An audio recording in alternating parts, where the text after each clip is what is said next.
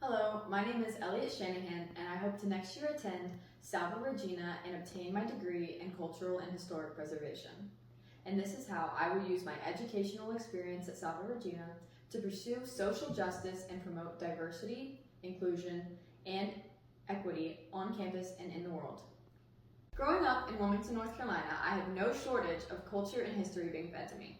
Like clockwork each year, we were brought to houses like the Latmer House and the Bellamy Mansion with my elementary school. While my school did take time to bring us to these historic landmarks and tell us about the history of the families that lived there, very rarely was there any spotlight shown on the African American slaves or any other race that would have worked in these plantation homes.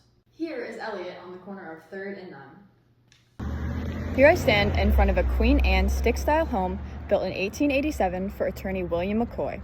McCoy was a key figure in the 1898 Wilmington insurrection. Interestingly enough, though, the carpenter hired to build the home was a freed black man named Alfred Howe, who served as an alderman and county commissioner in Wilmington, North Carolina. Thanks, Elliot.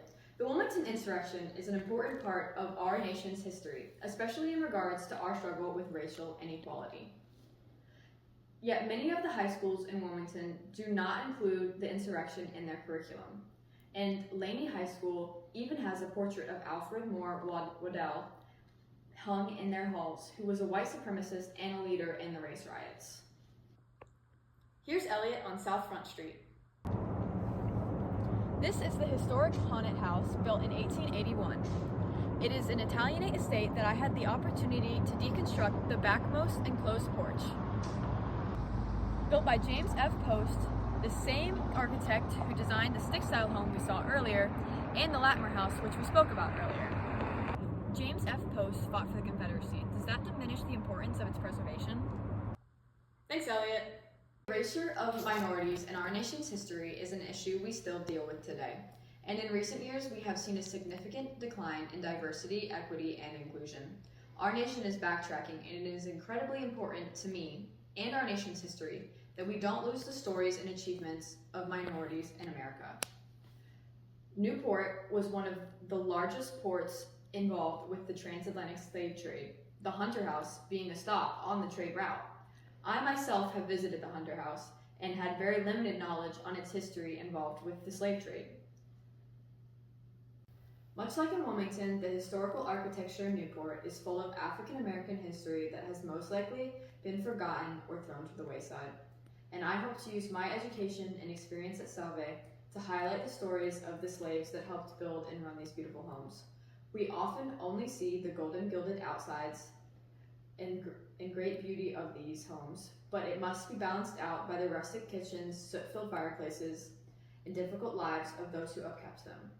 Using what I learned, I will help promote and highlight the voices of those who are forgotten and not just the wealthy and affluent. Additionally, there is the incorporation of Title III in the Americans with Disability Act. Majority of historic buildings are not on par with this act. Doing so, though, may harm the historic integrity of the building or alter significant architectural features. This is an incredibly tight rope to walk.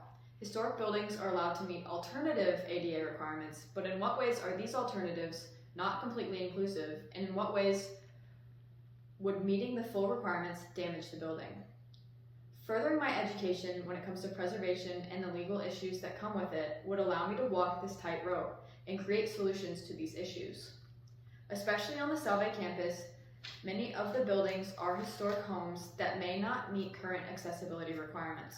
I want everyone to feel like they have equal opportunity and access when it comes to the campus they live on. Here's Elliot at Wrightsville Beach Museum.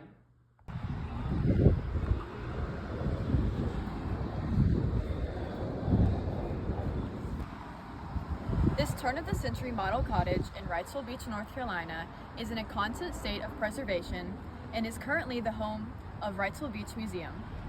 This building has been the focus of my historic construction class for the last few months. We are currently evaluating the state of the home and prioritizing restoration needs.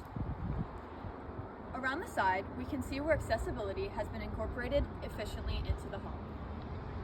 My intent is to get my master's and start my own business that will help those who want to preserve these historic buildings. Not only will I help preserve, but I will teach them about the diverse history of the property, perpetuating these stories and bringing awareness into our world. Salve is a key step in my dream, but I cannot accomplish this without financial aid. Thank you.